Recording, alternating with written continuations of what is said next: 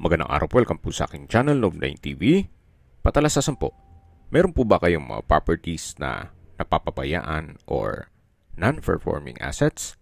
Plan nyo ibenta, pero wala kayong oras sa pagbenta nito. Kung ito'y pagkakatiwala nyo po sa amin, tawag lang po kayo sa aking numero, usap po tayo, gawin ko po ng video for free. Yes, libre po, wala po kayong babayaran. Tutulungan pa namin kayong mabenta ang inyong property. Kami na po bala sa marketing, sa boosting or paid ads. Even sa tripping, hindi na po kayo mapapagod sa pag-entertain ng mga buyers. Kami na po bala sa lahat. Tawag lang po kayo. Nandito po tayo ngayon sa Bailen, Cavite or General Emilio Aguinaldo, kung saan meron po tayong bagong video presentation, isang rest house na may swimming pool. May lot area po ito na 1,000 square meters, then ang floor area po is 639 square meters. Ito po ititulado, buhay po ang may-ari, kaya wala po kayong magiging problema sa documentation or sa transfer ng title. Nakabakod na po buong property at ito po ay along Provincial Highway. May access na rin po dito ng tubig, kuryente at internet provider. Sa signal naman po ng cellphone, good naman po. Ito pong bahay ay si owner mismo ang nagdisenyo. Samahan niyo po ako, pasok po tayo. Ito po yung dining area kung saan napakalaki po ng espasyo. Meron pong ceiling fan, then naka-tile flooring, at dito po sa dulo ay yung kitchen. Dito naman po ay may island. Meron pong storage ng kitchen utensils at drawers. Then dito po ay meron pong wall-mounted cabinet. Meron pong range hood, then gas range and oven, quartz kitchen countertop at meron din pong mga drawers. Dito naman po sa dulo ay meron pong malaking kitchen window, then meron pong double stainless sink with faucet at mga wall-mounted cabinet. Ito naman po yung access door papunta dito service area. Meron po ditong from floor to ceiling built-in wooden cabinet. Meron din pong ceiling fan. At yung laundry area ay dito po nila pinesto. Mula po dito may access naman papunta sa covered car garage. Dito po sa garahe ay kakasya ang 3 sasakyan. At dito naman po yung main gate. Paglabas nyo po ng gate ay highway na mismo. Balik po tayo para check natin ibang parte ng bahay. Mula po dito sa service area, ito po ulit yung kitchen. Then, yan naman po yung living room or salas. Naka-ceiling cove design, may ceiling fan. So, napakalaki naman po ng espasyo. At ito naman po, meron pong powder room. Ito pong powder room ay malaki din ang espasyo. Maayos naman ang toilet fixtures. May vanity mirror, bathroom countertop, then naka-tile bathroom wall. Ito naman po yung entrada kung saan solid wood po itong pintuan. At mula po dito, yan po, balik ulit tayo dito sa living room or salas. Then mula po dito may hallway. At check natin itong first bedroom. Itong first bedroom ay naka-solid wood door. Malaki naman ang espasyo. Maayos ang pintura ng ceiling at walls. Meron pong ceiling fan. Meron pong malaking sliding window glass. At may curtains. Meron pong study table. At ito naman po yung toilet and bath. Ito pong toilet and bath ay maayos naman ang toilet fixtures. Meron pong bathroom window, bathroom sink. Then, meron pong shower enclosure. Naka-tile bathroom wall na rin po siya. Ilan po sa mga gamit ay kasama po yan. Kaya kung sakaling mabili nyo to ay meron na rin pong mga gamit ito. Dito naman po ay meron pong office.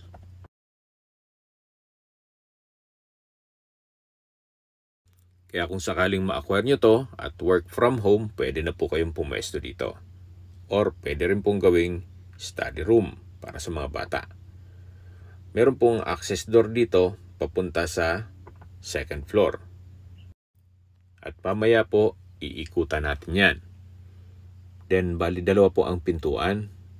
Ito pong isang pintuan ay may access din dito sa family room at iba pang mga kwarto. So, mamaya po ikutan natin yan. Balik po ulit tayo dito sa opisina. Then, ito po ulit yung hallway. Check po natin yung pangalawang bedroom. Ito pong pangalawang bedroom, ganun din po. Napakalaki po ng espasyo. May ceiling fan, okay naman ang pintura ng ceiling at wall, naka-tile flooring. At meron din po itong sariling toilet and bath. Meron pong shower enclosure.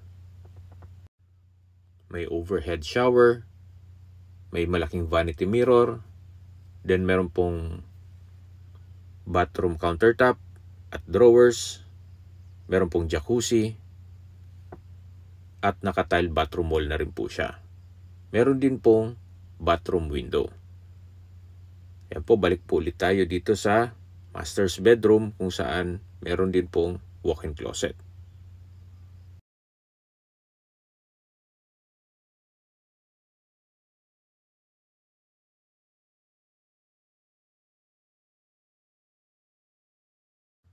Okay, labas po tayo para ma-check natin ibang parte ng bahay. So mula po dito, ito po ulit yung hallway. Then meron pong mga storage pa dito, under stair storage. Na-maximize nila yung space. Then dito naman po yung another bedroom. So maayos din po, wala po kayong papagawa. Naka-tile flooring, maayos ang pintura ng ceiling at wall. At meron din po itong sariling toilet and bath. Naka-tile bathroom wall, maayos ang toilet fixtures. Meron pong hot and cold shower at meron pong shower enclosure.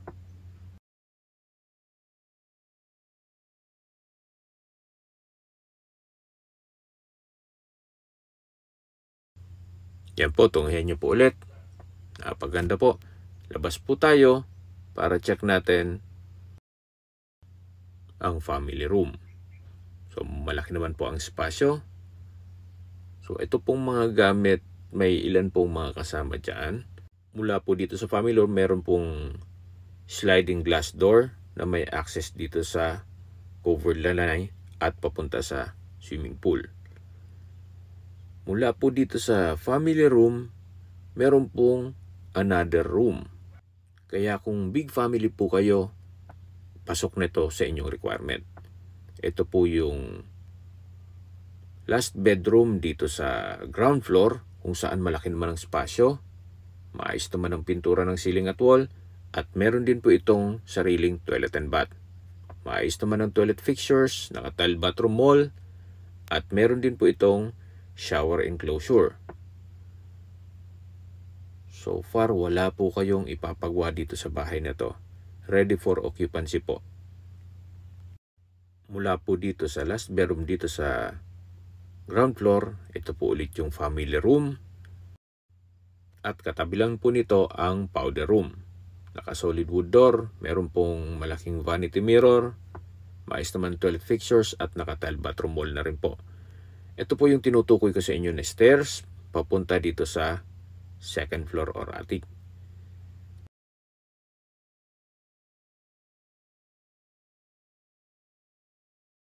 Dito po sa side, meron pong malaking kwarto na pwedeng gawing music room or entertainment room. Meron din po itong sariling toilet and bath. Ito po yung shower. Meron pong bathroom sink at vanity mirror at naka-tile bathroom wall na rin po. Yan po yung shower. Dito naman po sa kabila ay yung banyo kung saan maayos naman ang toilet fixtures. Ganun din po ay tile bathroom wall. Ayan po, tunghayan nyo po ulit, napakalaki pa po ng espasyo dito. Ito pong second floor or upper floor ay 358 square meters. Then yung ground floor is 281 square meters. Dito naman po yung workplace ni Sir. Napakalaki pa po. Gaya po ng nasabi ko sa inyo, kung malaking pamilya kayo, pwede na po itong gawing another bedroom. Hanggang dito po yan sa dulo. Meron pong mga storage. At ito pong mga nakikita nyo na mga maliit na access door, papunta yan sa side ng ceiling. Kung may kukumpunhin or gagawin, hindi na po kailangang magbaklas ng kisame. So, hanggang dito po, napakalaki po ng espasyo. Napakaganda po ng disenyo nitong bahay. Sa unang tingin nyo po, kala mo maliit lang. Pero pag pumasok po kayo, ang laki po. So dito po may access door papunta dito sa terrace o balkonahe, kung saan sa ilalim po nito yung covered car garage. Ito po yung tinutukoy ko sa inyo na provincial highway. Ito pong terrace ay naka-tiled flooring na rin. Then meron pong metal railing. Meron pong stock room dito. Yan po, check natin. May sariling window, may outlet ng kuryente. So, depende po sa inyo kung ano pang pwedeng i-project nyo dito. At sa taas po nito ay meron pong water tank. Ito pong hagdan ay papunta dyan sa garahe. At ito namang isang hagdan ay papunta sa water tank. Mula naman po dyan, ito po yung tinutukoy ko sa inyo na hagdan papunta dito sa covered car garage, kung saan kakasya po mga 3 sasakyan dito. Summarize ko lang po, ang lot area po nitong property ay 1,000 square meters. Meron po itong floor area na 639 square meters. Ang ground floor po ay 281 square meters, ang floor area, at ang upper floor po ay 358 square meters ang floor area. Meron po itong malaking 4 bedroom sa ground floor, at sa upper floor naman, meron pong isang malaking entertainment room at workplace. So napakalaki pa po ng espasyo. Meron din po itong CCTV. Then, may water tank, may sariling source of water na tubig ulan with filtration, at meron din pong maid's quarter kung saan mamaya iikutan po natin. Sa distance, location at travel time portion na po tayo. Mula po sa bayan mismo ng Bailen, papunta dito sa property, ang distance is 5.9 kilometers, then ang travel time is 17 minutes. Kung saan kompleto na rin po doon gaya ng public market, groceries, convenience store, remittance center, banks, at iba pang business establishments.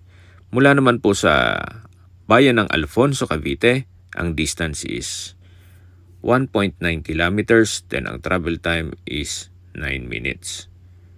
Then kung manggagaling naman po sa Arco ng Alfonso or Welcome Alfonso sa Tagaytay na Subo Highway, ang distance is 13.3 kilometers, then ang travel time is 25 minutes. At kung manggagaling naman po sa Mendez Crossing, ang distance is 17.5 kilometers, then ang travel time is 34 minutes. At kung manggagaling naman po sa Tagaytay Rotonda, ang distance is 22.6 kilometers, then ang travel time is 42 minutes. Mula naman po sa airport, ang distance is 60.8 kilometers, then ang travel time is 1 hour and 49 minutes. Ang estimated elevation above sea level is 1,083 feet, at ito po'y accessible ng public transportation.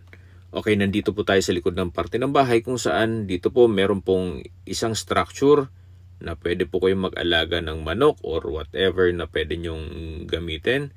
Then dito naman po yung storage ng mga tools, at ito po yung tinutukoy ko sa inyo na source ng water, tubig ulan, na meron pong filtration.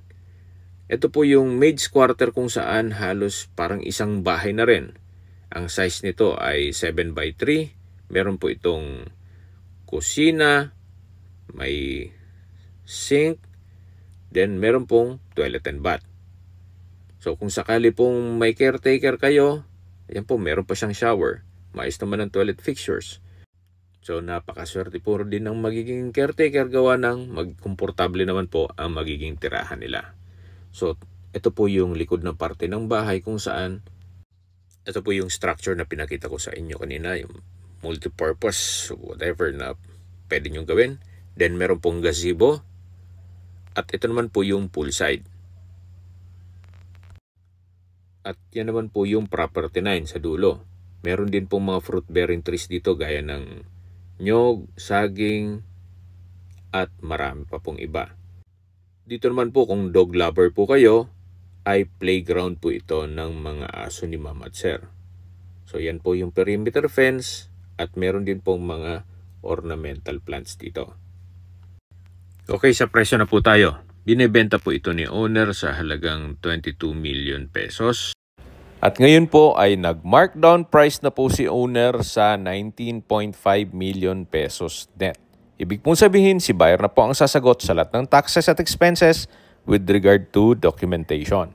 Kung may mga katanungan po kayo, tawag lang po kayo sa aking numero. At sa mga kababayan naman natin nasa ibang bansa, meron po akong WhatsApp, Viber at Telegram. Same number lang po, 0917-316-3399. Sa mga nagtatanong naman po ng aming Facebook, meron po aming Facebook page na Nov9TV at Facebook Real Video. Meron din pong TikTok at Instagram. May ibang YouTube channel po kami, the Nov9TV channel, Nov9TV Listings, Nov9TV On The Spot, Nov9TV Updates, at Nov9TV House Rental.